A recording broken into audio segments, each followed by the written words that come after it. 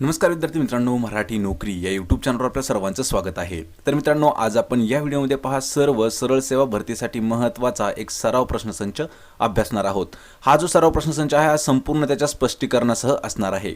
तसेच हा व्हिडिओ आपलं फक्त रिव्हिजन म्हणून घेण्यात येत आहे। तर पहा, यामध्ये मराठी, इतिहास, भूगोल, सामान्य ज्ञान आणि तसेच पहा मित्रांनो, आपण यावरती करंट अफेअर्स 2020 2021 यावर देखील काही प्रश्न आपण महत्त्वाचे घेतले आहेत। तसेच मित्रांनो, यामध्ये पहा 2015 2016 2017 आणि 2018 या 4 वर्षी ज्या काही सरळ सेवा पद्धतीने भरती झालेल्या आहेत, यामधील आपण जे काही महत्त्वाचे प्रश्न आणि वारंवार येणारे जे प्रश्न आहेत हे प्रश्न आपण डिस्कस केलेले आहेत।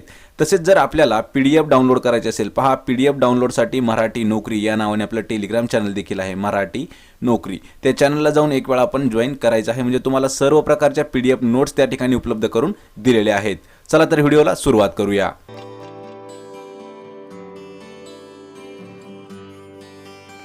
तर पहा, आपला प्रश्न पहिला आहे, मानवी डोळ्याचे सुस्पष्ट दृष्टीने लघुत्तम अंतर डॅश सेंटीमीटर एवढे असते। पहा, प्रश्न समजून घ्यायचा आहे। मानवी डोळ्याचं सुस्पष्ट म्हणजे चांगल्या पद्धतीने दिसणारं जे काही दृष्टीचं लघुत्तम अंतर आहे ते किती सेंटीमीटर आहे। महत्त्वाचा मित्रांनो प्रश्न आहे। हा प्रश्न आपल्याला विचारण्यात आला होता आरोग्य सेवकसाठी। पहा, आरोग्य सेवक 2019 साठी 2018 साठी हा प्रश्न विचारण्यात आलेला होता आणि याचं उत्तर आहे पहा, पर्याय क्रमांक 3 25 सेंटीमीटर हे लघुत्तम अंतर असतं। तर पहा मित्रांनो, डोळ्याला ताण न देता जी वस्तू आपल्याला स्पष्ट दिसण्यासाठी वस्तू व डोळा यामधील कमीत कमी अंतर हे किती असलं पाहिजे, 25 सेंटीमीटर एवढं असावं लागतं। त्याला सुस्पष्ट दृष्टीचे लघुत्तम अंतर असं म्हटलं जातं। कशाला? सुस्पष्ट दृष्टीचे लघुत्तम अंतर कशाला म्हटलं जातं? परत एकदा ऐका। डोळ्याला ताण न देता वस्तू स्पष्ट दिसण्यासाठी वस्तू आणि डोळा यामधील जे कमीत कमी अंतर आहे त्याला सुस्पष्ट दृष्टीचे लघुत्तम अंतर असं म्हटलं जातं। पर्याय क्रमांक 3 अचूक उत्तर आहे। प्रश्न क्रमांक 2 आहे पहा, रक्तातील कोणता घटक वाढल्याने हृदयरोग होण्याची शक्यता असते? पहा, रक्तामधील असा कोणता घटक आहे, तो घटक ज्यावेळेस आपल्या अंगात वाढतो त्यावेळी आपल्याला हृदयरोग होण्याची शक्यता असते। पहा, महत्त्वाचा प्रश्न आहे हा देखील आणि याचं उत्तर आहे पर्याय क्रमांक 4 कोलेस्ट्रॉल।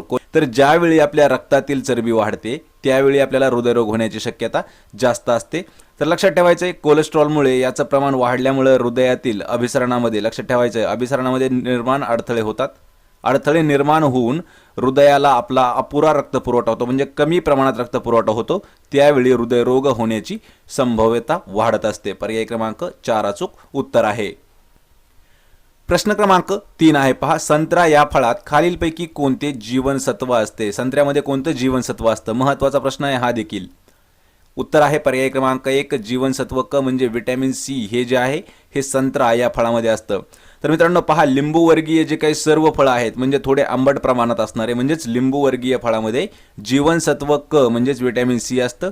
तर जीवनसत्व क चं सर्वात जास्त प्रमाण हे आवळ्यामध्ये असतं। तसेच पहा मित्रांनो, विटॅमिन सी म्हणजे क जीवनसत्वाच्या अभावामुळे आपल्याला स्कर्वी रोग होत असतो। लक्षात ठेवायचे, पर्याय क्रमांक 1 अचूक उत्तर आहे। प्रश्न क्रमांक 4 आहे पहा, भात संशोधन केंद्र खालीलपैकी कोणत्या ठिकाणी आहे? भात संशोधन केंद्र महत्त्वाचा प्रश्न आहे आणि याचं उत्तर आहे पहा, पर्याय क्रमांक 2 कर्जत या ठिकाणी भात संशोधन केंद्र आहे। तर मित्रांनो पहा, कर्जत येथील भात संशोधन केंद्र हे जे आहे हे रायगड या जिल्ह्यात आहे। तसेच रायगड जिल्ह्यातीलच श्रीवर्धन येथे सुपारी संशोधन केंद्र देखील आहे। तर पनवेल या ठिकाणी खार जमीन संशोधन केंद्र आहे। लक्षात ठेवायचं आहे, रायगड जिल्ह्यामध्ये श्रीवर्धन या ठिकाणी काय आहे? सुपारी संशोधन केंद्र आणि पनवेल या ठिकाणी खार जमीन संशोधन केंद्र आहे आणि कर्जतमध्ये भात संशोधन केंद्र आहे। पर्याय क्रमांक 2 अचूक उत्तर आहे। प्रश्न क्रमांक 5 आहे, मुंबई हाय हे नाव खालीलपैकी कोणत्या उत्पादनाशी निगडित आहे? कोणतं? मुंबई हाय, बॉम्बे हाय हे जे नाव आहे हे कोणत्या उत्पादनाशी निगडित आहे? याचं उत्तर आहे पहा मित्रांनो, पर्याय क्रमांक 4 खनिज तेलाशी निगडित आहे बॉम्बे हाय म्हणजेच मुंबई हाय। तर पहा मित्रांनो, साधारणतः खनिज तेलाच्या सानिध्यात नैसर्गिक वायूचे साठे आढळतात आणि देशातील सर्वात मोठे साठे हे मुंबई जवळच्या मुंबई हाय क्षेत्रामध्ये आहेत। तर वालुकाष्म व चुनखडक या खनिज तेलाचे मुख्य उगमस्थान समजले जाते। भारतातील पहिली तेलविहीर ही दिग्बोई म्हणजे आसाममधील 1956 साली तेल व नैसर्गिक वायू आयोग म्हणजे ONGC ची स्थापना झाली आहे। लक्षात ठेवायचे, भारतातील पहिली तेलविहीर कोणती आहे? जी भारतातील पहिली तेलविहीर आहे ती आहे पहा दिग्बोई आणि राज्य आहे कोणतं? आसाम। लक्षात ठेवायचं आहे आणि ONGC ची स्थापना कधी आहे? 1956 साली ONGC ची स्थापना करण्यात आलेली आहे। ONGC ची स्थापना. महत्त्वाचे प्रश्न आहेत, या देखील आपल्याला 2 प्रश्न नवीन मिळत आहेत. प्रश्न क्रमांक 6 आहे, संजय गांधी राष्ट्रीय उद्यान कोणत्या ठिकाणी आहे? संजय गांधी राष्ट्रीय उद्यान महत्त्वाचा प्रश्न आहे. उत्तर आहे पर्याय क्रमांक 1 बोरिवली या ठिकाणी संजय गांधी राष्ट्रीय उद्यान आहे. तर मित्रांनो पहा, बोरिवली या ठिकाणी संजय गांधी राष्ट्रीय उद्यान आहे. तर व्याघ्र प्रकल्प देखील याच ठिकाणी आहे. पंचवटी लक्षात ठेवायचे, पंचवटी म्हणजे आहे नाशिक. लक्षात ठेवा, पंचवटी काय आहे? नाशिक. पंचवटी आहे नाशिकमध्ये. चिखलदरा जो आहे तो अमरावतीमध्ये येतो आणि हे जे आहे हे अमरावतीतील थंड हवेचं ठिकाण मानलं जातं चिखलदरा. आणि महाबळेश्वर हे जे आहे हे सातारा जिल्ह्यातील थंड हवेचं ठिकाण आहे. चिखलदरा कोणता? अमरावती. आणि महाबळेश्वर सातारा जिल्ह्यातील थंड हवेचे ठिकाण आहेत. पंचवटी हे ठिकाण नाशिकमध्ये येतं आणि बोरिवली हे जे आहे या ठिकाणी संजय गांधी राष्ट्रीय उद्यान आहे. त्यामुळे पर्याय क्रमांक 1 आपले योग्य उत्तर येणार आहे. प्रश्न क्रमांक 7 आहे पहा, नक्षलबारी हे गाव कोणत्या राज्यात आहे? कोणतं नक्षलबारी गाव कोणत्या राज्यामध्ये आहे? याचं उत्तर आहे पहा पर्याय क्रमांक 3 पश्चिम बंगाल या राज्यामध्ये नक्षलबारी नावाचं गाव आहे. तर पहा नक्षलबारी हे जे आहे पश्चिम बंगाल या गावातूनच नक्षलवादी चळवळीला सुरुवात झाली आहे. आणि ही जी चळवळ आहे 1960च्या दशकात, लक्षात ठेवायचं मित्रांनो, 1960च्या दशकात नक्षलवादी चळवळीला सुरुवात झालेली आहे. हिंसक मार्गाने लढा देऊन आपल्या मागण्या मान्य करून घेणे या चळवळीची विचारप्रणाली होती. लक्षात ठेवायचे. आणि पश्चिम बंगाल हे जे आहे या ठिकाणी नक्षलबारी गाव आहे. प्रश्न क्रमांक 8 आहे. तर पहा प्रश्न आहे, मी निबंध लिहित असेन या वाक्यात कोणता काळ वापरलेला आहे? याचं उत्तर आहे पहा पर्याय क्रमांक 1 पूर्ण भविष्यकाळ या वाक्यामध्ये वापरलेला आहे. तर मित्रांनो पहा, लिहित असेन या संयुक्त क्रियापदावरून लिहिण्याची क्रिया ही जी आहे ही भविष्यकाळात पूर्ण झालेली आहे असं आपल्याला दिसून येतं. म्हणून या वाक्याचा जो काळ आहे तो पूर्ण भविष्यकाळ आहे. पर्याय क्रमांक 1 आपलं योग्य उत्तर येणार आहे. प्रश्न क्रमांक 9 आहे पहा, 2015च्या महाराष्ट्र केसरी कुस्ती स्पर्धेतील विजेता कुस्तीपट्टू खालीलपैकी कोण आहे? कशामधील 2015च्या महाराष्ट्र केसरी कुस्ती स्पर्धेतील विजेता कोण आहे? महत्त्वाचा मित्रांनो प्रश्न आहे. याचं उत्तर आहे पहा पर्याय क्रमांक 4 विजय चौधरी. तर पहा मित्रांनो, आता 2016चा केसरी किताबही विजय चौधरीनेच पटकावला आहे. आणि 2015चा महाराष्ट्र केसरी स्पर्धा ह्या नागपूर ठिकाणी आयोजित केल्या होत्या. त्यामध्ये विजय चौधरीने पहा 2014, 2015 आणि 2016 या 3 वर्षी सलग महाराष्ट्र केसरीचा मान मिळवला होता.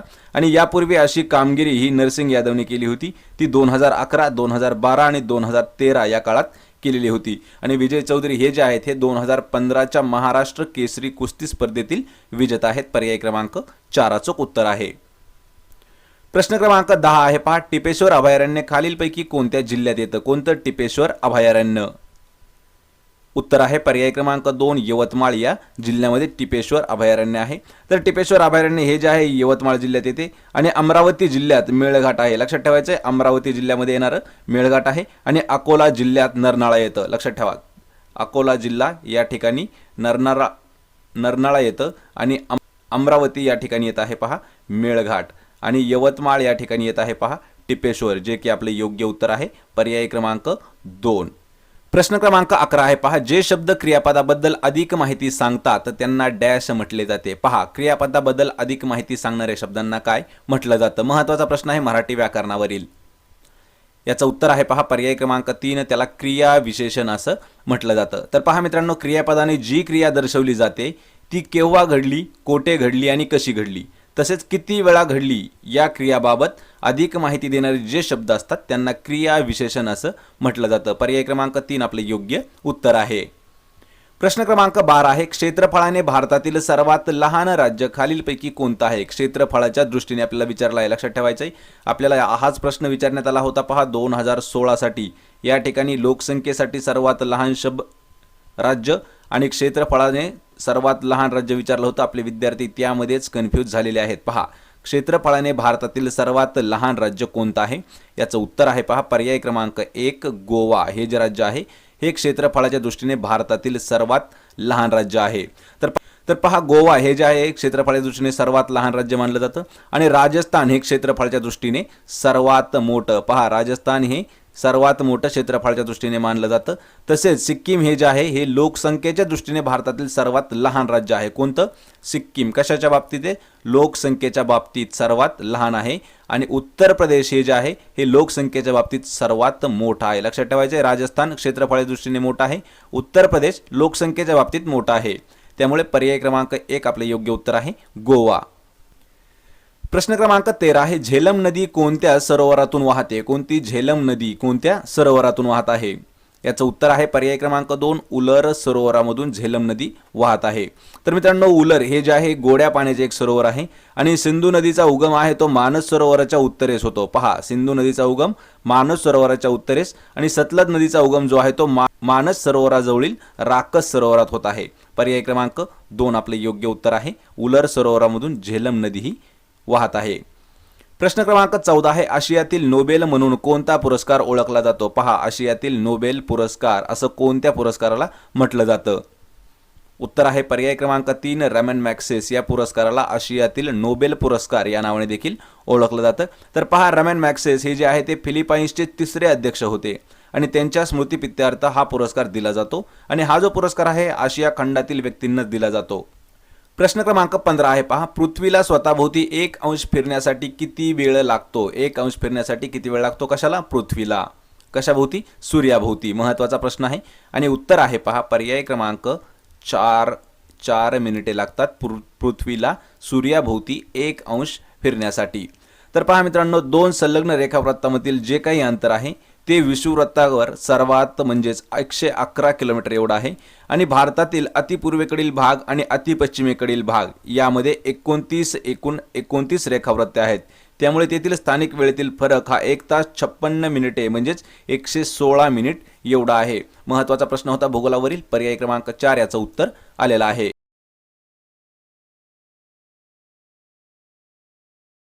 तर पहा मित्रांनो, आपला प्रश्न पहिला आहे, लोणी तूप यांचा कोणत्या पदार्थात समावेश केला जातो? पहा, लोणी आणि तूप यांचा जो हे जे पदार्थ आहेत यांचा कोणत्या पदार्थामध्ये समावेश केला जातो? याचं उत्तर आहे पहा पर्याय क्रमांक 3 स्निग्ध पदार्थ. तर पहा मित्रांनो, स्निग्ध पदार्थ जे आहेत तर यामध्ये पहा स्निग्ध पदार्थांनाच मेदमय पदार्थ असं म्हटलं जातं आणि हे जे खाद्यपदार्थ आहेत यामध्ये पहा खाद्यतेल, तूप, चरबी यापासून मिळतं आणि स्निग्ध पदार्थ हे जे आहे ते ऊर्जेचा एक राखीव साठा म्हणून कार्य करत असतं. पर्याय क्रमांक 3 आपला योग्य उत्तर येणार आहे. यानंतरचा प्रश्न आहे प्रश्न क्रमांक 2, सरदार सरोवर प्रकल्प कोणत्या नदीवरती आहे? पहा, सरदार सरोवर हा प्रकल्प कोणत्या नदीवरती आहे? याचं उत्तर आहे पर्याय क्रमांक 3 नर्मदा नदीवरती हा प्रकल्प आहे. तर मित्रांनो पहा, सरदार सरोवराला नर्मदा सागर असंही म्हटलं जातं आणि हा जो प्रकल्प आहे हा महाराष्ट्र, गुजरात, मध्य प्रदेश, राजस्थान या राज्यांना लाभदायक असा प्रकल्प आहे. लक्षात ठेवा, कोणते कोणते राज्य आहेत? महाराष्ट्र, पहिलं राज्य महाराष्ट्र, दुसरा आहे पहा गुजरात, तिसरा आहे मध्य प्रदेश आणि चौथा आहे राजस्थान. या 4 राज्यांना लाभदायक असणारा हा प्रकल्प आहे सरदार सरोवर प्रकल्प. याला काय म्हटलं जातं दुसऱ्या नावाने? नर्मदा सागर. आणि हा जो प्रकल्प आहे नर्मदा नदीवरती आहे. पर्याय क्रमांक 3 अचूक उत्तर आहे.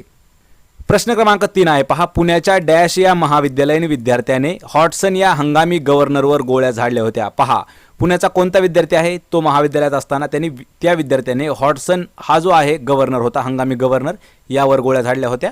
महत्त्वाचा प्रश्न आहे, आपण इतिहासातील हा महत्त्वाचा प्रश्न आहे. याचं उत्तर आहे पहा पर्याय क्रमांक 1 वासुदेव गोंगाटे या महाविद्यालयीन विद्यार्थ्याने हॉटसनवर गोळ्या झाडल्या होत्या. लक्षात ठेवायचं मित्रांनो. तर पहा आता, पुण्याच्या वासुदेव बळवंत गोंगाटे या महाविद्यालयीन विद्यार्थ्याने हॉटसन या हंगामी गव्हर्नरवर गोळ्या झाडल्या होत्या आणि यामध्ये पहा अनंत कानेरे हे जे दिले आहेत यांनी कलेक्टर जॅक्सनची हत्या केली होती. अनंत कानेरे कोणाची? पहा, कलेक्टर जो होता तो जॅक्सन, त्याची हत्या केलेली होती अनंत कानेरे यांनी. पर्याय क्रमांक काय आहे? पर्याय क्रमांक 1 अचूक उत्तर आहे. प्रश्न क्रमांक 4 आहे पहा, बहमनी राज्याची स्थापना खालीलपैकी कोणी केली आहे? बहमनी राज्याची स्थापना. उत्तर आहे पर्याय क्रमांक 4 हसन गंगूने बहमनी राज्याची स्थापना केलेली आहे. तर पहा मित्रांनो, यामध्ये हसन गंगू याने दिल्लीचा जो सुलतान होता मोहम्मद तुगलक याचं वर्चस्व झुगारून देऊन 1347 मध्ये किती? 1347 मध्ये नवीन राज्य स्थापन केलं होतं आणि या राज्याला बहमनी राज्य असं नाव देण्यात आलं होतं. आणि हसन गंगू हा जो आहे हा बहमनी राज्याचा पहिला सुलतान झाला आणि त्याने अल्लाउद्दीन बहमन शहा हा जो किताब आहे तो धारण केला होता. पर्याय क्रमांक किती? पर्याय क्रमांक 4 हसन गंगू याने बहमनी राज्याची स्थापना केलेले आहे. महत्त्वाचा प्रश्न होता हा देखील आपल्याला, हा 2 वर्ष विचारण्यात आलेला प्रश्न आहे. तर पहा प्रश्न क्रमांक 5 आहे, दुधाचे दह्यामध्ये रूपांतर याद्वारे केले जाते. पहा म्हणजे दुधाचं दह्यामध्ये रूपांतर होण्यासाठी कोण कारणीभूत आहे? उत्तर आहे याचं पर्याय क्रमांक 3 जीवाणूद्वारे केलं जातं. म्हणजे जीवाणू म्हणजे काय मित्रांनो? पहा जीवाणू म्हणजे बॅक्टेरिया, विषाणू म्हणजे व्हायरस, लक्षात ठेवा, जीवनसत्व म्हणजे विटामिन याद्वारे म्हणजे यामध्ये बॅक्टेरियाद्वारे दुधाचं रूपांतर हे दह्यामध्ये केलं जातं. तर पहा मित्रांनो, दुधाचे दह्यामध्ये रूपांतर होणे याला हा जो आहे हा रासायनिक एक बदल आहे आणि रासायनिक बदलानंतर मिळणाऱ्या पदार्थाचा जो गुणधर्म आहे तो मूळ पदार्थापेक्षा खूप वेगळा असतो म्हणजे भिन्न असतो. तसेच दह्यामध्ये काय आहे? दह्यामध्ये लॅक्टिक आम्ल असतं. पहा दह्यामध्ये काय आहे? लॅक्टिक ॲसिड असतं. दह्यामध्ये लॅक्टिक ॲसिड दह्यामध्ये मिळतं. पर्याय क्रमांक 3 आपलं उत्तर आहे की जीवाणूद्वारे दही तयार केलं जातं. प्रश्न क्रमांक 6 आहे, पहा भावार्थ दीपिका ग्रंथाचे लेखन करणारे संत कोण आहेत? म्हणजे भावार्थ दीपिका हा जो ग्रंथ आहे हा कोणी लिहिलेला आहे म्हणजे रचित केला आहे? उत्तर आहे याचं पर्याय क्रमांक 1 संत ज्ञानेश्वरांनी भावार्थ दीपिका हा ग्रंथ लिहिलेला आहे. तर मित्रांनो पहा संत ज्ञानेश्वरांनी ज्ञानेश्वरी, अमृतानुभव आणि चांगदेव 65 हे ग्रंथ देखील त्यांनी लिहिले आहेत आणि संत तुकारामांनी गाथा लिहिली आहे. लक्षात ठेवा संत तुकाराम हे जे आहेत त्यांनी गाथा लिहिलेल्या आहेत. संत एकनाथ जे आहेत त्यांनी काय लिहिलं आहे? संत एकनाथ यांनी भारुडे लिहिले आहेत आणि त्यांनी भारुड्यासहित गवळणी देखील लिहिलेल्या आहेत. लक्षात ठेवा महत्त्वाचं आहे. आणि संत नामदेव यांनी देखील गाथा रचना केलेल्या आहेत आणि भावार्थ दीपिका हा ग्रंथ संत ज्ञानेश्वरांचा आहे. पर्याय क्रमांक 1 योग्य उत्तर आहे. प्रश्न क्रमांक 7 आहे, पहा डॅश हे कार्बनचे सर्वात शुद्ध रूप आहे. पहा कार्बनचं सर्वात शुद्ध रूप कोणतं आहे? महत्त्वाचा प्रश्न आहे. आपण कमेंट करून उत्तर देऊ शकता मित्रांनो, कारण हा जो प्रश्न आहे हा आपल्याला 3 वर्ष विचारण्यात आलेला महत्त्वाचा प्रश्न आहे. याचं उत्तर आहे पहा पर्याय क्रमांक 3 हिरा हा जो आहे हे कार्बनचं सर्वात शुद्ध रूप आहे. तर पहा मित्रांनो हिरा हा जो आहे हा विद्युत दुर्वाहक आहे आणि हिऱ्यामध्ये प्रत्येक कार्बन हे अणुभोवती 4 कार्बन अणू असतात. तर हिऱ्यावर जे आम्ल आणि अल्कली यांचा परिणाम देखील होत नाही आणि शुद्ध कार्बनवर ज्यावेळी दाब देऊन उच्च तापमानाला त्याला तापवलं जातं त्यावेळेस कृत्रिम हिरा म्हणजे आर्टिफिशियल डायमंड हा तयार होत असतो. लक्षात ठेवायचा महत्त्वाचा प्रश्न आहे. पर्याय क्रमांक 3 याचं उत्तर मिळणार आहे. प्रश्न क्रमांक 8 आहे, महाराष्ट्र शासनाची अलीकडच्या काळात जलसंधारणाची अत्यंत महत्त्वाकांक्षी योजना कोणती आहे? पहा कशाची महाराष्ट्र शासनाने जलसंधारणाची एक महत्त्वाची योजना काढली आहे ती कोणती आहे? याचं उत्तर आहे पर्याय क्रमांक 4 जलयुक्त शिवार ही जी आहे ही महत्त्वाची योजना होती. तर मित्रांनो पहा जलयुक्त शिवार या योजनेअंतर्गत ओढे जे असतात ओढे नाले यावर जागोजागी बंधारे बांधून पाणी अडवण्याचं काम हाती घेण्यात आलं होतं आणि या अभियानामुळे भूजल पातळीमध्ये देखील वाढ झालेली होती. त्यामुळे ही जी योजना आहे ही महत्त्वाची योजना मानली जाते. पर्याय क्रमांक 4 अचूक उत्तर आहे. प्रश्न क्रमांक 9 आहे, ब्रिटिशांनी भारतात डॅश या युद्धाने राजकीय सत्तेची मुहूर्तमेढ रोवली. पहा ब्रिटिशांनी भारतामध्ये कोणत्या युद्धाद्वारे राजकीय सत्तेची मुहूर्तमेढ रोवली आहे? महत्त्वाचा प्रश्न आहे. उत्तर आहे पर्याय क्रमांक 1 प्लासीच्या लढाईद्वारे. पहा प्लासीची लढाई लक्षात ठेवा. आता मित्रांनो पहा प्लासीची लढाई कधी झाली आहे? 23 जून 1757 रोजी प्लासीची लढाई झाली आहे. कोणाकोणामध्ये झाली आहे? सिराज उद्दौला आणि इंग्रज यांच्यामध्ये झाली आहे आणि ही जी लढाई आहे ही इंग्रजांनी सिराज उद्दौलाचा सेनापती जो आहे मीर जाफर याला नवाब पद देण्याचं आमिष दाखवलं होतं आणि त्याला फितवलं होतं. प्रश्न क्रमांक 10 आहे, दक्षिणेतील विजयनगर राज्याची राजधानी खालीलपैकी कोणती होती? पहा दक्षिणेत म्हणजे साऊथमधील विजयनगर जे राज्य आहे याची राजधानी म्हणजेच कॅपिटल कोणती होती? याचं उत्तर आहे पर्याय क्रमांक 3 हम्पी ही जी आहे विजयनगरची राजधानी होती. तर पहा मित्रांनो हरिहर आणि बुक्क यांनी दक्षिणेतील राजकीय अस्थिरतेचा फायदा घेत 1336 कधी 1336 मध्ये विजयनगर राज्य स्थापन केलं आहे आणि हरिहर हा जो आहे हा विजयनगरचा पहिला राजा मानलेला आहे. तर पहा हरिहर आणि बुक्क. प्रश्न क्रमांक 11 आहे, पहा उपजिल्हाधिकारी याची निवड कोण करतं? पहा उपजिल्हाधिकारी म्हणजे डिप्युटी कलेक्टर DC याची निवड कोण करते? महत्त्वाचा प्रश्न आहे आणि उत्तर आहे पर्याय क्रमांक 2 महाराष्ट्र लोकसेवा आयोग हे याची निवड करतं म्हणजेच पहा MPSC द्वारे निवड केलेली जाते. तर पहा मित्रांनो आपण याद्वारे काही माहिती पाहणार आहोत. तर पहा महाराष्ट्र लोकसेवा आयोगामार्फत जे काही निवड होणारी पदं आहेत आणि महत्त्वाची पदं आहेत ते पहा यामध्ये पोलीस उपाधीक्षक, राज उत्पादन शुल्क अधीक्षक, उपप्रादेशिक परिवहन अधिकारी, तहसीलदार, गटविकास अधिकारी ही जी पदं आहेत ही महाराष्ट्र लोकसेवा आयोगामार्फत निवड केली जाणारी पदं आहेत. तसेच मित्रांनो पहा आता यानंतर पाहणार आहोत आपण UPSC द्वारे म्हणजे केंद्रीय लोकसेवा आयोगाद्वारे म्हणजेच UPSC द्वारे कोणकोणती पदं भरली जातात. तर यामध्ये पहा जिल्हाधिकारी, पोलीस अधीक्षक, महसूल अधिकारी, भारतीय वनसेवा तसेच भारतीय परराष्ट्रीय सेवा इत्यादी जी पदं आहेत हे परीक्षामार्फत घेतली जातात. कोणत्या? UPSCच्या लोकसेवा म्हणजेच केंद्रीय लोकसेवा आयोगामार्फत. पर्याय क्रमांक 2 अचूक उत्तर आहे. प्रश्न क्रमांक 12 आहे, श्री संत निवृत्तीनाथांची समाधी कोणत्या ठिकाणी आहे? पहा, निवृत्तीनाथांची समाधी कोणत्या ठिकाणी आहे? महत्त्वाचा प्रश्न देखील आहे. उत्तर आहे पर्याय क्रमांक 4, त्र्यंबकेश्वर या ठिकाणी निवृत्तीनाथांची समाधी आहे. तर पहा मित्रांनो, श्री संत जे निवृत्तीनाथ आहेत हे वारकरी संप्रदायातील एक संत होते आणि हे जे संत आहेत ते ज्ञानेश्वरांचे मोठे भाऊ आणि त्यांचे गुरु देखील होते. तर निवृत्तीनाथ हे जे आहे ते वयाच्या 10व्या वर्षी, पहा मित्रांनो, वयाच्या कितव्या 10व्या वर्षी गहिनीनाथांमुळे नाथ संप्रदायात आलेले होते आणि यांची समाधी आहे त्र्यंबकेश्वर या ठिकाणी. पर्याय क्रमांक 4 योग्य उत्तर आहे. तर यानंतरचा प्रश्न आहे प्रश्न क्रमांक 13, हरवलेल्या बालकांचा शोध घेण्यासाठी महाराष्ट्र पोलिसांद्वारे कोणती मोहीम राबवण्यात येते? पहा, हरवलेले जे काही बालक आहेत त्यांचा शोध घेण्यासाठी जे महाराष्ट्र पोलीस आहे यांच्याकडून कोणती मोहीम राबवण्यात येते? उत्तर आहे याचं पर्याय क्रमांक 1, ऑपरेशन मुस्कान या नावाची मोहीम राबवण्यात येते हरवलेल्या बालकांचा शोध घेण्यासाठी. महत्त्वाचा प्रश्न होता, पर्याय क्रमांक 1 त्याचं योग्य उत्तर आहे. प्रश्न क्रमांक 14 आहे, पहा, राज्यातील सर्व पोलीस ठाणे ऑनलाईन संगणकीकृत करण्याच्या सध्या कार्यरत प्रणालीचं नाव काय आहे? पहा, महाराष्ट्र राज्यातील सर्व जे काही पोलीस ठाणे आहेत म्हणजे पोलीस स्टेशन आहेत यांना ऑनलाईन कम्प्युटराइज्ड करण्यासाठी जी एक प्रणाली म्हणजे सिस्टीम वापरली जाते त्याचं नाव काय आहे? याचं उत्तर आहे पहा पर्याय क्रमांक 3, CCTNS या प्रणालीचं नाव आहे. तर मित्रांनो पहा, यामध्ये ही जी प्रणाली आहे ही कार्यरत करणारे महाराष्ट्र हे पहिलं राज्य ठरलं आहे. तर पहा, भारतातील जे पहिलं कार्बन मुक्त राज्य आहे ते आहे हिमाचल प्रदेश, भारतातील पहिलं महिला न्यायालय सुरू करणारं राज्य आहे पश्चिम बंगाल आणि आरोग्य अदालत सुरू करणारं पहिलं राज्य आहे कर्नाटक. आणि CCTNS ही जी प्रणाली आहे ही कार्यरत महाराष्ट्र राज्यात सर्वात आधी झालेली आहे, म्हणजे महाराष्ट्र राज्य प्रथम आहे जी की CCTNS ही जी सिस्टीम आहे ही लागू केली आहे. पर्याय क्रमांक 3. प्रश्न क्रमांक 15 आहे, पहा, श्वसनाचे विकार डॅश यामुळे होतात. श्वसन करण्याचा विकार कशामुळे होतो? महत्त्वाचा प्रश्न आहे आणि उत्तर आहे पहा पर्याय क्रमांक 3, वायू प्रदूषणामुळे श्वसनाचे विकार होतात. तर मित्रांनो पहा, ध्वनी प्रदूषणामुळे कानाचे विकार होतात. ध्वनी प्रदूषण हे आपल्याला कानाचे विकार करतात. जल प्रदूषण हे जे आहेत यामुळे पहा महत्त्वाचे रोग कोणकोणते होतात? कॉलरा, यानंतर होतो टायफॉइड, यानंतर अतिसार आणि पोलिओ. हे जे रोग आहेत हे पाणी म्हणजेच जलप्रदूषण दूषित पाण्यामुळे होणारे रोग आहेत. महत्त्वाचा प्रश्न आहे. आणि वायू प्रदूषणामुळे श्वसनाचे म्हणजेच हवा प्रदूषण आहे वायू प्रदूषण, श्वसनाचे विकार होतात. पर्याय क्रमांक 3 अचूक उत्तर आहे.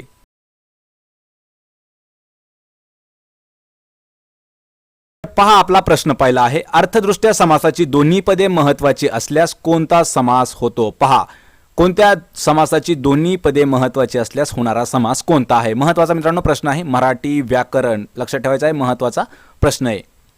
याचं उत्तर आहे पहा पर्याय क्रमांक 1, द्वंद्व समास होतो. कधी? ज्यावेळी समासाची दोन्ही पदं हे महत्त्वाची असतात. तर पहा मित्रांनो, यानंतर पहा आपल्याला तत्पुरुष समास कधी होतो? तर तत्पुरुष समास हा जो आहे यामध्ये दुसरं पद प्रमुख असल्यास तत्पुरुष समास होतो. यानंतर पहा अव्ययभाव समास. तर अव्ययभाव समास म्हणजे काय? यामध्ये जे पहिलं पद आहे हे प्रमुख असतं त्यावेळी अव्ययभाव समास होतो. आणि बहुव्रीही समास हा कधी होतो? तर पहा, बहुव्रीही समास म्हणजे दोन्ही पदे महत्त्वाचे नसून तिसऱ्याच पदाचा बोध होतो त्यावेळी बहुव्रीही समास होत असतो. पर्याय क्रमांक 1 आपलं योग्य उत्तर येणार आहे. समासाची दोन्ही पदे महत्त्वाची असल्यास द्वंद्व समास होतो. प्रश्न क्रमांक 2 आहे, मधुने लाडू खाल्ला असेल या वाक्याचा काळ कोणता आहे? महत्त्वाचा प्रश्न आहे. पहा, मधुने लाडू खाल्ला असेल का वाक्याचा आपल्याला काळ ओळखायचा आहे. याचं उत्तर आहे पहा पर्याय क्रमांक 3, पूर्ण भविष्यकाळ आहे. पहा, हे जे वाक्य आहे मधुने लाडू खाल्ला यातील वाक्याचा जो काळ आहे तो पूर्ण भविष्यकाळ आहे. पर्याय क्रमांक 3. तर पहा मित्रांनो, प्रश्नातील जे वाक्य आपल्याला दिलं आहे यामध्ये खाल्ला असेल यावरून खाण्याची जी क्रिया आहे ही भविष्यकाळामध्ये पूर्ण झाली. पहा, खाल्ला असेल ही जी क्रिया आहे ही कशामध्ये? भविष्यकाळामध्ये पूर्ण झाली आहे. यावरून हे जे वाक्य आहे हे पूर्ण भविष्यकाळात असणारं वाक्य आहे. पर्याय क्रमांक 3 योग्य उत्तर आहे. प्रश्न क्रमांक 3 आहे, सांजावले, मळमळते, उजाडले हे शब्द क्रियापदाच्या कोणत्या प्रकारातील शब्द आहेत? कोणते? सांजावले, मळमळते आणि उजाडले अशा प्रकारचे जे शब्द आहेत हे क्रियापदाच्या कोणत्या प्रकारामध्ये मोडतात? महत्त्वाचा प्रश्न आहे. याचं उत्तर आहे पहा पर्याय क्रमांक 2, भाव कर्तृत्व क्रियापदामध्ये मोडणारे ही शब्द आहेत.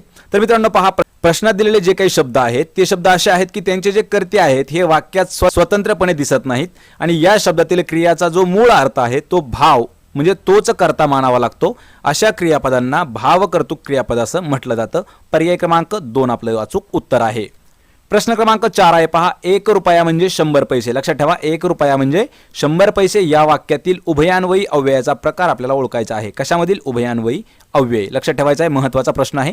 आणि याचं उत्तर काय आहे? उत्तर येणार आहे 2, स्वरूप बोधक उभयान्वयी अव्यय आहे. तर पहा मित्रांनो, यामध्ये वाक्यामध्ये काय आहे, 1 रुपया म्हणजे 100 पैसे. तर पहा अंडरलाईन केलेला शब्द आहे म्हणजे. तर यामध्ये पहा म्हणजे, की, म्हणून आणि जे हे जे उभयान्वयी अव्ययांनी मागील शब्दाचे किंवा वाक्याचं स्वरूप उलगडून सांगितलं जातं. ज्या उभयान्वयी अव्ययांमुळे प्रधान वाक्याचे स्वरूप हे गौण वाक्यानं कळतं त्याला स्वरूपबोधक उभयान्वयी अव्यय असं म्हटलं जातं. पर्याय क्रमांक 2. यानंतरचा प्रश्न आहे पहा, प्रश्न क्रमांक 5. महाराष्ट्र आदिवासी विकास महामंडळाची स्थापना कधी करण्यात आलेली आहे, म्हणजे कधी झालेली आहे. कशाची? महाराष्ट्र आदिवासी विकास महामंडळ. महत्त्वाचा प्रश्न आहे मित्रांनो. हा जो प्रश्न आहे हा प्रश्न आपल्याला तलाठी भरतीसाठी विचारण्यात आला होता. पहा तलाठी भरती जी झाली नंदुरबार जिल्ह्यासाठी हा प्रश्न विचारण्यात आलेला होता. महत्त्वाचा प्रश्न आहे आणि याचं उत्तर आहे पहा पर्याय क्रमांक 2. 1972 साली महाराष्ट्र आदिवासी विकास महामंडळाची स्थापना करण्यात आली आहे. तर मित्रांनो आदिवासी विकास महामंडळाचे अध्यक्ष हे जे आहेत हे आदिवासी विकास मंत्री असतात आणि या महामंडळाचा मुख्य उद्देश राज्यातील जे काही आदिवासी आहेत त्यांची आर्थिक पिळवणूक थांबून त्यांचा विकास घडवून आणणे याचं महत्त्वाचं उद्दिष्ट आहे. कशाचं? महाराष्ट्र आदिवासी विकास महामंडळाचं. आणि स्थापना कधीची आहे? 1972 सालची. महत्त्वाचा प्रश्न आहे. पर्याय क्रमांक 2 अचूक उत्तर आहे. प्रश्न क्रमांक 6 आहे, तुळजाभवानी मातेचे मंदिर खालीलपैकी कोणत्या जिल्ह्यात आहे? पहा तुळजाभवानी मातेचं मंदिर कोणत्या जिल्ह्यात आहे? याचं उत्तर आहे पहा पर्याय क्रमांक 1. उस्मानाबाद या जिल्ह्यामध्ये तुळजाभवानी मातेचं मंदिर आहे. तर मित्रांनो पहा तुळजाभवानी मातेचं मंदिर हे जे आहे उस्मानाबाद जिल्ह्यात असून तुळजापूर या ठिकाणी महाराष्ट्राचे आराध्य दैवत माता तुळजाभवानीचं मंदिर आहे. तसेच बीड जिल्ह्यामध्ये परळी वैजनाथ, पहा बीड जिल्हा जो आहे यामध्ये परळी वैजनाथाचं मंदिर आहे आणि हे ज्योतिर्लिंगापैकी एक मंदिर आहे परळी वैजनाथ. महत्त्वाचा प्रश्न आहे. प्रश्न क्रमांक 7 आहे पहा, महाराष्ट्रात कोणत्या भागात पाऊस हा जास्त प्रमाणात पडतो? महाराष्ट्रामध्ये भाग असा कोणता भाग आहे त्यात जास्त पाऊस पडतो? महत्त्वाचा प्रश्न आहे आणि याचं उत्तर आहे पहा पर्याय क्रमांक 3. कोकणामध्ये सर्वात जास्त पाऊस पडतो महाराष्ट्र राज्याच्या तुलनेमध्ये. तर पहा महाराष्ट्राच्या पश्चिमेला सह्याद्री पर्वतरांग आहे. पहा महाराष्ट्राची पश्चिम दिशा आहे त्या दिशेला सह्याद्री पर्वतरांग असून अरबी समुद्रावरून वाहणारे जे बाष्पयुक्त नैऋत्य मान्सून वारे आहेत हे सह्याद्री पर्वताला अडतात आणि त्यामुळे कोकणामध्ये प्रतिरोध प्रकारचा पर्जन्य मोठ्या प्रमाणावर पडतो. कोणता? प्रतिरोध पर्जन्य. कधी पडतो? पहा जे काही अरबी समुद्रावरून वाहणारे बाष्पयुक्त नैऋत्य मान्सून वारे आहेत हे सह्याद्री पर्वताला अडले जातात आणि त्यामुळे कोकणात प्रतिरोध प्रकारचा पाऊस पडतो. पर्याय क्रमांक 3 योग्य उत्तर आहे. प्रश्न क्रमांक 8 आहे, शिवाजी सागर जलाशय कोणत्या जलाशयाला म्हटले जाते? पहा शिवाजी सागर जलाशय असं कोणत्या जलाशयास म्हटलं जातं? याचं उत्तर आहे पहा पर्याय क्रमांक 4. कोयना जलाशयास असं म्हटलं जातं शिवाजी सागर. तर मित्रांनो पहा उजनी धरण हे जे आहे हे जलाशयाला यशवंत सागर, लक्षात ठेवायचं आहे, उजनी जलाशय आहे त्याला यशवंत सागर या नावाने ओळखलं जातं. आणि पानशेत धरण हे मुठा नदीवरती आहे. पहा पानशेत धरण लक्षात ठेवा, पानशेत धरण कशावरती आहे? मुठा नदीवर आहे. आणि तोतला डोह धरण हे पेंच नदीवरती आहे. कोणता? तोतला डोह हे जे धरण आहे हे पेंच नदीवरती आहे आणि याच्या जलाशयाला मेघदूत असं नाव आहे. पहा तोतला डोह जे जलाशय आहे याच्या जलाशयाला कोणत्या नदीवरती आहे? पेंच नदीवर आहे आणि या जलाशयाला मेघदूत असं नाव देण्यात आलं आहे. पर्याय क्रमांक 4 अचूक उत्तर आहे. कोयना जलाशय म्हटलं जातं कशाला? शिवाजी सागरला. प्रश्न क्रमांक 9 आहे, खालीलपैकी कोणती गोदावरी नदीची उपनदी नाही? पहा गोदावरी नदीची उपनदी नाही असा आपल्याला प्रश्न विचारण्यात आला आहे. उत्तर आहे पहा पर्याय क्रमांक 3. भीमा नदी ही जी आहे ही गोदावरीची उपनदी नाही. तर यामध्ये पहा पूर्णा नदी, प्राणहिता आणि इंद्रावती या त्या 3 नद्या आहेत या गोदावरी नदीच्या उपनद्या आहेत आणि भीमा ही जी नदी आहे ही उपनदी नाही. कशाची? गोदावरी नदीची. तर पहा मित्रांनो भीमा नदी, तर भीमा नदीचा उगम जो आहे तो पुणे जिल्ह्यातील भीमाशंकर या ठिकाणी झालेला आहे आणि भीमा नदी पुढे कर्नाटकात जाऊन कृष्णा नदीला जाऊन मिळते आणि गोदावरीच्या अन्य उपनद्या पहा गोदावरी नदीच्या ज्या अजून दुसऱ्या उपनद्या आहेत त्यापैकी पहा वर्धा, वैनगंगा, प्रवरा, मांजरा आणि सिंधपाना या ज्या नद्या आहेत या गोदावरीच्या उपनद्या मानल्या आहेत. पर्याय क्रमांक 3 योग्य उत्तर आहे. भीमा नदी गोदावरी नदीची उपनदी नाही. प्रश्न क्रमांक 10 आहे पहा, भरतपूर राष्ट्रीय उद्यान कोणत्या राज्यात आहे? कोणतं? भरतपूर राष्ट्रीय उद्यान. महत्त्वाचा प्रश्न आहे आणि याचं अचूक उत्तर आहे पर्याय क्रमांक 2. राजस्थान राज्यामध्ये भरतपूर राष्ट्रीय उद्यान आहे. तर पहा मित्रांनो राजस्थानमधील भरतपूर राष्ट्रीय उद्यान हे जे आहे हे पक्ष्यांसाठी प्रसिद्ध आहे. तर पहा मित्रांनो मध्य प्रदेशमध्ये शिवपुरी राष्ट्रीय उद्यान, कान्हा राष्ट्रीय उद्यान हे उद्याने देखील प्रसिद्ध आहेत आणि महाराष्ट्रात 4 राष्ट्रीय उद्यान आहेत. पहा महाराष्ट्रातील 4 असणारे राष्ट्रीय उद्यानं तर मी तुम्हाला नाव सांगत आहे. तर पहा यामध्ये आहे पहिलं संजय गांधी, लक्षात ठेवायचं आहे संजय गांधी राष्ट्रीय उद्यान जे आहे बोरिवलीमध्ये. यानंतरचं आहे पहा ताडोबा, महाराष्ट्रातील हे उद्यान आहे ताडोबा हे जे आहे हे चंद्रपूरमध्ये आहे. यानंतर आहे पहा पेंच राष्ट्रीय उद्यान, हे जे आहे पेंच आहे ते नागपूरमध्ये आहे. आणि नवे बांध पहा, नवेगाव बांध राष्ट्रीय उद्यान जे आहे हे गोंदियामध्ये आहे. हे 4 राष्ट्रीय उद्यान आहेत ते महाराष्ट्रात आहेत. पर्याय क्रमांक 2 राजस्थानमधील जे उद्यान आहे ते आहे भरतपूर राष्ट्रीय उद्यान. प्रश्न क्रमांक 11 आहे पहा, कोणत्या शास्त्रज्ञाने सर्वप्रथम सूर्यप्रकाशापासून वर्णपंक्ती मिळवण्यासाठी काचेच्या प्रिझमचा उपयोग केला होता? पहा, खालीलपैकी कोणता असा शास्त्रज्ञ आहे म्हणजे सायंटिस्ट आहे त्या शास्त्रज्ञाने सर्वात आधी सूर्यप्रकाशापासून म्हणजे सनलाईट पासून वर्णपंक्ती मिळवण्यासाठी काचेचा प्रिझम यूज केला आहे? महत्त्वाचा प्रश्न आहे. याचं उत्तर आहे पहा पर्याय क्रमांक 3 न्यूटन याने. तर पहा मित्रांनो, प्रकाशाच्या रंगीत घटक असणाऱ्या पट्ट्याला वर्णपंक्ती म्हटलं जातं आणि प्रकाशाच्या अंगभूत रंगांमध्ये विभक्तीकरण करण्याच्या नैसर्गिक घटनेला प्रकाशाचे अपस्करण असं म्हटलं जातं. आणि न्यूटन यांनी प्रिझमच्या माध्यमातून वर्णपंक्ती मिळवल्या होत्या. कोणी? न्यूटनने. पर्याय क्रमांक 3. प्रश्न क्रमांक 12 आहे पहा, जैन धर्मीयांचे प्रथम तीर्थंकर कोण आहेत? जैन धर्म जो आहे याचे प्रथम तीर्थंकर कोण आहेत? महत्त्वाचा प्रश्न आहे. याचं उत्तर आहे पहा पर्याय क्रमांक 3 ऋषभदेव, हे जे आहेत हे जैन धर्मीयांचे प्रथम तीर्थंकर आहेत. तर पहा मित्रांनो, यामध्ये पहा जे महावीर आहेत वर्धमान महावीर हे कितवे आहेत? वर्धमान महावीर आहेत 24वे तीर्थंकर. यानंतर दिले आहेत पहा अजितनाथ, हे जे आहेत हे दुसरे तीर्थंकर आहेत. ऋषभदेव हे जे आहेत हे पहिले तीर्थंकर आहेत. पहा, पहिले तीर्थंकर ऋषभदेव. आणि अनंतनाथ हे जे आहेत हे 14वे तीर्थंकर आहेत. महत्त्वाचा प्रश्न आहे, यावर आपल्याला प्रश्न विचारण्यात येऊ शकतात. प्रश्न क्रमांक 13 आहे पहा, डॅश हे सर्वात मोठे अक्षवृत्त आहे. खालीलपैकी सर्वात मोठं असणारं अक्षवृत्त कोणतं आहे? याचं उत्तर आहे पहा पर्याय क्रमांक 1 विषुववृत्त, हे जे आहे हे सर्वात मोठं अक्षवृत्त मानलं जातं. तर पहा मित्रांनो, विषुववृत्त हे 0 अक्षवृत्त मानतात आणि विषुववृत्ताच्या दक्षिणेला व उत्तरेला प्रत्येकी 90 अक्षवृत्त आहेत. पहा किती? 90 अक्षवृत्त आहेत. कशाला? दक्षिणेला आणि उत्तरेला 90 आहेत. म्हणजेच पृथ्वीवर एकूण 181 अक्षवृत्त मानले जातात आणि अक्षवृत्तांमुळे एखाद्या ठिकाणच्या हवामानातील बदल त्याचा अंदाज करता येतो. आणि पृथ्वीवर एकूण 360 रेखावृत्त आहेत. पहा, रेखावृत्त किती आहेत पृथ्वीवरती? 360. त्यामुळे पर्याय क्रमांक 1 विषुववृत्त हे जे आहे सर्वात मोठं अक्षवृत्त मानलं जातं. पर्याय क्रमांक 1. प्रश्न क्रमांक 14 आहे पहा, संतती नियमनाची पहिली चळवळ महाराष्ट्रात डॅश यांनी सुरू केली. कशाची? संतती नियमनाची पहिली चळवळ महाराष्ट्रात कोणी सुरू केली आहे? याचं उत्तर आहे पहा पर्याय क्रमांक 2 रघुनाथ धोंडो केशव कर्वे यांनी संतती नियमनाची पहिली चळवळ महाराष्ट्रात सुरू केली होती. तर पहा, संतती नियम आणि हे जे महर्षी धोंडो केशव कर्वे आहेत यांचे सुपुत्र आहेत. कोण? सुपुत्र कोण आहेत? रघुनाथ धोंडो केशव कर्वे. आणि त्यांनी लैंगिक शिक्षणासाठी देखील प्राधान्य दिलेलं आहे. महत्त्वाचा प्रश्न आहे. पर्याय क्रमांक 2 याचं उत्तर येणार आहे. प्रश्न क्रमांक 15 आहे पहा, संयुक्त महाराष्ट्राचे पहिले मुख्यमंत्री कोण आहेत? महाराष्ट्र राज्याचे पहिले मुख्यमंत्री कोण आहेत? महत्त्वाचा प्रश्न आहे. याचं उत्तर आहे पहा पर्याय क्रमांक 3 यशवंतराव चव्हाण, हे जे आहेत हे महाराष्ट्र राज्याचे पहिले मुख्यमंत्री आहेत. तर मित्रांनो पहा, यशवंतराव चव्हाण कधीपासून? 1 मे 1960. लक्षात ठेवा, 1 मे 1960 पासून ते 19 नोव्हेंबर, लक्षात ठेवा 19 नोव्हेंबर 1962 या काळामध्ये संयुक्त महाराष्ट्राचे पहिले मुख्यमंत्री बनले. आणि त्यानंतर 1962 साली त्यांची भारताच्या संरक्षण मंत्रीपदी नियुक्ती झाली होती. कधी?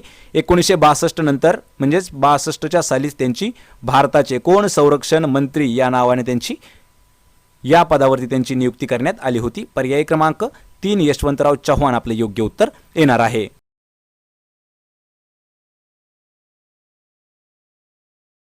तर पहा, आपला प्रश्न पहिला आहे, काझीरंगा राष्ट्रीय उद्यान खालीलपैकी कोणत्या ठिकाणी आहे? कोणतं काझीरंगा राष्ट्रीय उद्यान? मित्रांनो, हा जो प्रश्न आहे हा महत्त्वाचा प्रश्न आहे. हा प्रश्न भूगोलामध्ये विचारला जातो, कारण हा प्रश्न जवळपास मागचे 2 वर्ष प्रश्न विचारण्यात आला आहे. आणि याचं उत्तर आहे पहा पर्याय क्रमांक 2 काझीरंगा हे जे राष्ट्रीय उद्यान आहे हे आसाम या राज्यात आहे. पर्याय क्रमांक 2. तर पहा मित्रांनो, काझीरंगा हे जे राष्ट्रीय उद्यान आहे हे गेंड्यासाठी प्रसिद्ध आहे आणि विशेष म्हणजे जगातील एकमेव चौशिंगा प्राणी या ठिकाणी आढळतो. तर याचा समावेश जागतिक वारसा स्थळामध्ये देखील केलेला आहे. कशाचा? काझीरंगा राष्ट्रीय उद्यानाचा समावेश हा जागतिक वारसा स्थळामध्ये सुद्धा केलेला आहे. पर्याय क्रमांक 2. प्रश्न क्रमांक 2 आहे पहा, पालघर जिल्ह्यात रिलायन्स औष्णिक प्रकल्प कोणत्या तालुक्यात आहे? पहा, पालघर जिल्हा आहे, यामध्ये रिलायन्स औष्णिक प्रकल्प कोणत्या तालुक्यात आहे आपल्याला विचारला आहे. याचं उत्तर आहे पहा पर्याय क्रमांक 3 डहाणू या तालुक्यामध्ये आहे. तर पहा मित्रांनो, पालघर जिल्ह्यात डहाणू या ठिकाणी रिलायन्स औष्णिक प्रकल्प आहे. तर सातपाटी या ठिकाणी मच्छीमारी प्रशिक्षण संस्था आहे. कुठं? सातपाटी या ठिकाणी मच्छीमारी प्रशिक्षण संस्था आहे आणि तारापूर हा देशाचा पहिला अणुविद्युत प्रकल्प आहे तारापूर. पर्याय क्रमांक 3 डहाणू योग्य उत्तर आहे. तर डहाणू या तालुक्यामध्ये रिलायन्स औष्णिक प्रकल्प आहे. पर्याय क्रमांक 3. प्रश्न क्रमांक 3 आहे पहा, महाराष्ट्रातील डॅश या जिल्ह्यामध्ये मॅंगनीज खनिजाचे विस्तृत साठे आढळतात. पहा, मॅंगनीजचे साठे कोणत्या जिल्ह्यामध्ये जास्त प्रमाणात आढळतात? महत्त्वाचा प्रश्न आहे. याचं उत्तर आहे पर्याय क्रमांक 1 नागपूर व गोंदिया या दोन जिल्ह्यामध्ये मॅंगनीजचे साठे हे सर्वात जास्त आढळतात. तर पहा मित्रांनो, यामध्ये मॅंगनीजचे जे साठे आहेत ते नागपूर आणि गोंदिया यामध्ये आढळतात. यानंतरचा प्रश्न आहे प्रश्न क्रमांक 4, पुणे शहर हे कोणत्या नद्यांच्या संगमावर वसलेलं आहे? कोणतं पुणे शहर कोणत्या नद्यांच्या संगमावरती बसलेलं आहे? महत्त्वाचा प्रश्न आहे हा देखील. याचं उत्तर आहे पहा पर्याय क्रमांक 3 मुळा आणि मुठा या नदींच्या संगमावर वसलेलं आहे पुणे शहर. तर मित्रांनो पहा, नीरा आणि पवना लक्षात ठेवा, नीरा आणि पवना या ज्या नद्या आहेत ह्या भीमा नदीच्या उपनद्या आहेत आणि सीना ही भीमेची देखील उपनदी आहे. पहा, सीना नदी जी आहे, सीना नदी आहे ती देखील भीमेची उपनदी आहे. यामध्ये पहा मुळा आणि मुठा या नदीवरती पुणे शहर वसलेलं आहे आणि या दोन नद्या पण भीमा नदीच्या उपनद्या आहेत. कोणत्या? मुळा आणि मुठा या देखील भीमा नदीच्या उपनद्या आहेत. आणि कऱ्हा व कुकडी लक्षात ठेवा, कऱ्हा आणि कुकडी या दोन नद्या देखील भीमा नदीच्याच उपनद्या आहेत. तर कऱ्हा नदीकाठी जेजुरी हे देवस्थान वसलेलं आहे. कोणत्या ठिकाणी? कऱ्हा याच्या किनारी जेजुरी हे शहर वसलेलं आहे, म्हणजे देवस्थान वसलेलं आहे. पर्याय क्रमांक 3 मुळा आणि मुठा या नद्याच्या संगमावरती पुणे शहर आहे. प्रश्न क्रमांक 5 आहे पहा, देवू व आळंदी ही नगरे खालीलपैकी कोणत्या नदीच्या काठावरती वसलेली आहेत? कोणते? देवू आणि आळंदी. पहा, देहू आळंदी महत्त्वाचा प्रश्न आहे आणि याचं उत्तर आहे पहा पर्याय क्रमांक 1 इंद्रायणी या नदीच्या काठी देहू आणि आळंदी ही दोन शहरे वसलेली आहेत. प्रश्न क्रमांक 6 आहे, महाराष्ट्र राज्य सरकारी आदिवासी विकास महामंडळाचे मुख्यालय खालीलपैकी कोणत्या ठिकाणी आहे? कशाचं? महाराष्ट्र राज्य सरकारी आदिवासी विकास महामंडळ याचं हेडक्वार्टर कोणत्या ठिकाणी आहे? महत्त्वाचा प्रश्न आहे. याचं उत्तर आहे पहा पर्याय क्रमांक 3 नाशिक या ठिकाणी आहे. तर मित्रांनो पहा, महाराष्ट्र राज्य सरकारी आदिवासी विकास महामंडळ ही एक प्रवर्तक असलेली एक सेवाभावी संस्था आहे आणि या संस्थेचा उद्देश आहे की राज्यातील आदिवासींची आर्थिक पिळवणूक थांबवून त्यांचा विकास घडवणे आणि याची जी स्थापना आहे ती 1972 साली झालेली आहे. महत्त्वाचा प्रश्न आहे, गेल्या व्हिडिओमध्ये दिले की या प्रश्नाचा उल्लेख आलेला आहे. प्रश्न क्रमांक आपला 7 आहे पहा, विदर्भ म्हणून गणल्या जाणाऱ्या महाराष्ट्राच्या प्रदेशात कोणत्या दोन प्रशासकीय विभागांचा समावेश होतो? महत्त्वाचा प्रश्न आहे. पहा, ज्याला आपण विदर्भ म्हणतो त्या विदर्भामध्ये महाराष्ट्रातील असे कोणते दोन प्रशासकीय विभाग आहेत? त्या विभागांचा समावेश केला आहे. याचं उत्तर आहे पहा पर्याय क्रमांक 2 नागपूर आणि अमरावती. पर्याय क्रमांक किती? पर्याय क्रमांक 2 याचं अचूक उत्तर असणार आहे. तर पहा मित्रांनो, नागपूर प्रशासकीय विभागामध्ये एकूण 6 जिल्ह्यांचा समावेश होतो. पहा, त्यामध्ये नागपूर, वर्धा, भंडारा, गोंदिया, गडचिरोली, चंद्रपूर हे जिल्हे आहेत. कशामध्ये? नागपूर प्रशासकीय विभागामध्ये. आणि यानंतर पहा अमरावती प्रशासकीय विभागात 5 जिल्ह्यांचा समावेश आहे. तर यामध्ये पहा अमरावती, बुलढाणा, अकोला, वाशिम आणि यवतमाळ हे जे आहे ते अमरावती प्रशासकीय विभागात येणारे जिल्हे आहेत. पर्याय क्रमांक 2 अचूक उत्तर आहे. प्रश्न क्रमांक 8 आहे पहा, पाणी देण्याच्या कोणत्या पद्धतीत जास्त पाण्याची बचत होते? पहा, पाण्याची बचत कशामध्ये होते? महत्त्वाचा प्रश्न आहे याचं. पर्याय क्रमांक 1 ठिबक सिंचन ज्यावेळी करतो त्यावेळेस पाण्याची जी बचत आहे ही सर्वात जास्त प्रमाणात होते. महत्त्वाचा प्रश्न आहे. तर पहा मित्रांनो, यामध्ये महाराष्ट्र राज्यातील सिंचनाखालील क्षेत्राचे लागवडीखालील क्षेत्राशी जे प्रमाण आहे ते आहे 17.9% एवढं लक्षात ठेवायचे. 17.9% आहे. आणि पृष्ठभागावरून प्रवाही पद्धतीने जी पाणी देण्याची पद्धत आहे ही पारंपरिक असून त्यामुळे पाण्याचा मोठ्या प्रमाणावर गैरवापर होत आहे. त्यामुळे पर्याय क्रमांक 1 ठिबकद्वारे जी पाण्याची पद्धत आहे ठिबकद्वारे पाणी देणं यामध्ये जास्त पाण्याची बचत केली जाऊ शकते. पर्याय क्रमांक 1. प्रश्न क्रमांक 9 आहे पहा, महाराष्ट्रातील खालीलपैकी कोणत्या एकाच ठिकाणी औष्णिक विद्युत केंद्र, खत कारखाना आणि तेल शुद्धीकरण केंद्र आहे? महत्त्वाचा प्रश्न आहे. तिन्ही एकाच ठिकाणी आहे. त्यामध्ये पहा कोणतं औष्णिक विद्युत केंद्र, खत कारखाना आणि तेल शुद्धीकरण केंद्र कोणत्या एकाच ठिकाणी आहे? महत्त्वाचा प्रश्न आहे. याचं उत्तर आहे पहा पर्याय क्रमांक 2 तुर्भे या ठिकाणी. तर पहा मित्रांनो, तुर्भे हे जे ठिकाण आहे मुंबई उपनगर जिल्ह्यात आहे आणि पारस हे अकोला जिल्ह्यात आहे. पहा, पारस कोणत्या ठिकाणी आहे? पारस जे आहे ते अकोला या जिल्ह्यामध्ये येणारं ठिकाण आहे. लक्षात ठेवायचं आहे. महत्त्वाचा प्रश्न, यावर देखील आपल्याला प्रश्न विचारला होता. त्या ठिकाणी औष्णिक विद्युत निर्मिती केंद्र आहे, वीज निर्मिती केंद्र आहे आणि तारापूर या ठिकाणी अणुविद्युत प्रकल्प आहे. कुठं? तारापूर या ठिकाणी अणुविद्युत प्रकल्प आहे. तुर्भे या ठिकाणी काय आहे? औष्णिक विद्युत केंद्र, खत कारखाना आणि तेल शुद्धीकरण केंद्र हे तुर्भे या ठिकाणी आहे आणि तुर्भे हा जो आहे ही मुंबईतील एक उपनगर आहे. पर्याय क्रमांक 2 योग्य उत्तर आहे. प्रश्न क्रमांक 10 आहे, होट्टल येथील प्रसिद्ध हेमाडपंथी मंदिर नांदेड जिल्ह्यातील डॅश तालुक्यात आहे, म्हणजे कोणत्या तालुक्यात आहे? याचं उत्तर आहे पहा पर्याय क्रमांक 3 देगलूर या तालुक्यामध्ये आहे. प्रश्न क्रमांक 11 आहे पहा सुंदरलाल बहुगुणा यांच्या नेतृत्वाखाली झालेले चिपको आंदोलन कोणत्या कारणासाठी लढले गेलं होतं. पहा महत्त्वाचा प्रश्न आहे, चिपको आंदोलन कोणत्या कारणासाठी लढवलेलं होतं. याचं उत्तर आहे पहा पर्याय क्रमांक 3 वृक्षतोड विरोधी हे आंदोलन होतं. कोणतं? चिपको आंदोलन. महत्त्वाचा प्रश्न आहे. तर पहा मित्रांनो, सुंदरलाल बहुगुणा हे एक प्रख्यात भारतीय पर्यावरणवादी आणि चिपको आंदोलनाचे प्रणेते होते. 1973 मध्ये लक्षात ठेवायचा महत्त्वाचा प्रश्न आहे. या 1973 मध्ये अलकनंदा खोऱ्यामध्ये या आंदोलनाची सुरुवात झालेली आहे. कोणत्या ठिकाणी? अलकनंदा या खोऱ्यामध्ये आंदोलनाची सुरुवात आहे 1973 साली. महत्त्वाचा प्रश्न आहे, यावर देखील आपल्याला प्रश्न विचारला जाऊ शकतो. प्रश्न क्रमांक 12 आहे भारतीय पोलीस सेवा प्रशिक्षण केंद्र खालीलपैकी कोणत्या ठिकाणी आहे. भारतीय पोलीस सेवा प्रशिक्षण केंद्र महत्त्वाचा प्रश्न आहे. याचं उत्तर आहे पहा पर्याय क्रमांक 2 हैदराबाद या ठिकाणी आहे भारतीय पोलीस सेवा प्रशिक्षण केंद्र. तर पहा मित्रांनो, भारतीय पोलीस सेवा प्रशिक्षण केंद्राला कोणत्या ठिकाणी आहे? सरदार वल्लभभाई पटेल याचं नाव आहे आणि हे जे आहे हे हैदराबाद या ठिकाणी आहे.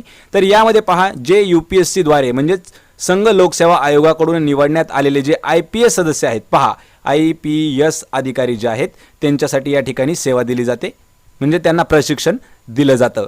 आणि पहा मित्रांनो, यामध्ये जे UPSC द्वारे IAS म्हणजे जिल्हाधिकारी सदस्यांसाठी प्रशिक्षण केंद्र आहे ते आहे मसुरी या ठिकाणी. त्यामुळे महत्त्वाचा प्रश्न आहे, कन्फ्युजन आहे पहा, मसुरी आणि हैदराबाद. पर्याय क्रमांक 2 हैदराबाद योग्य उत्तर आहे. या ठिकाणी IPSची प्रशिक्षण दिलं जातं आणि IAS म्हणजे कलेक्टरचं प्रशिक्षण हे मसुरी या ठिकाणी दिलं जातं. प्रश्न क्रमांक 13 आहे पहा खालील वाक्यातील अलंकार ओळखायचा आहे. आपलं वाक्य आहे मरणात खरोखर जग असते. यामधील आपल्याला अलंकार ओळखायचा आहे. याचं उत्तर आहे पहा पर्याय क्रमांक 4 विरोधाभास अलंकार आहे. कशात? मरणात खरोखर जग आहे. याचं उत्तर आहे विरोधाभास अलंकार. तर पहा मित्रांनो, एखाद्या विधानात वरवर दिसायला विरोध आहे पण आपल्याला असं वाटतं पण प्रत्यक्षात तसा विरोध नसतो, अशा ठिकाणी विरोधाभास अलंकार वापरला जातो. पर्याय क्रमांक 4 योग्य उत्तर आहे. प्रश्न क्रमांक 14 आहे खालीलपैकी अपूर्ण वर्तमान काळाचं वाक्य कोणतं आहे. अपूर्ण वर्तमान काळ त्याचं वाक्य कोणतं आहे. याचं उत्तर आहे पर्याय क्रमांक 4 मी आंबा खात आहे. हे जे वाक्य आहे हे अपूर्ण वर्तमान काळाचं वाक्य आहे. तर पहा मित्रांनो, जो आपला पर्याय नंबर 4 आहे यामध्ये खात आहे, लक्षात ठेवायचं खात आहे. आपल्याला यावरून खाण्याची जी क्रिया आहे ही वर्तमान काळात चालू आहे, म्हणजेच अपूर्ण आहे, ती पूर्ण झालेली नाही असं आपल्याला दिसतं. त्यामुळे वाक्याचा जो काळ आहे तो अपूर्ण वर्तमान काळ आहे. पर्याय क्रमांक 4 योग्य उत्तर आहे. प्रश्न क्रमांक 15 आहे पहा ऑस्ट्रेलियन ओपन टेनिस स्पर्धा 2016 पुरुष विजेता खालीलपैकी कोण आहे. पहा कधी ऑस्ट्रेलियन ओपन टेनिस स्पर्धा कधीच्या? 2016च्या. याचा विजेता कोण आहे पुरुष गटामधील. उत्तर आहे पहा पर्याय क्रमांक 2 नोवाक जोकोविच. हा जो आहे ऑस्ट्रेलियन ओपन टेनिस स्पर्धा 2016चा पुरुष गटातील विजेता आहे. आणि ह्या ज्या स्पर्धा आहेत ह्या जानेवारी-फेब्रुवारी या दरम्यान खेळवल्या जातात. पर्याय क्रमांक 2 योग्य उत्तर आहे. तर मित्रांनो, आज आपण या व्हिडिओमध्ये इथेच थांबणार आहोत. जर आपल्याला व्हिडिओ आवडला असेल तर व्हिडिओला लाईक करा, आपल्या मित्रांमध्ये हा व्हिडिओ शेअर करा आणि आपल्या मराठी नोकरी यूट्यूब चॅनल लगेच सबस्क्राईब करा. तुमच्यासाठी मी डेली याच पद्धतीचे व्हिडिओज घेऊन येत आहे. तसेच मित्रांनो, मराठी नोकरी या नावाने आपलं टेलिग्राम चॅनल आहे, याची लिंक मी तुम्हाला डिस्क्रिप्शनमध्ये दिली आहे. त्या ठिकाणी जाऊन आपण टेलिग्राम चॅनलला जॉईन करा, म्हणजे तुम्हाला सर्व प्रकारच्या PDF नोट्स त्या ठिकाणी उपलब्ध करून दिलेल्या आहेत.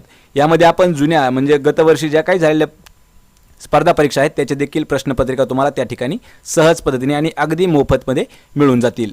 तर भेटूया पुढच्या एका अशाच नवीन व्हिडिओमध्ये. तोपर्यंत जय हिंद, जय महाराष्ट्र.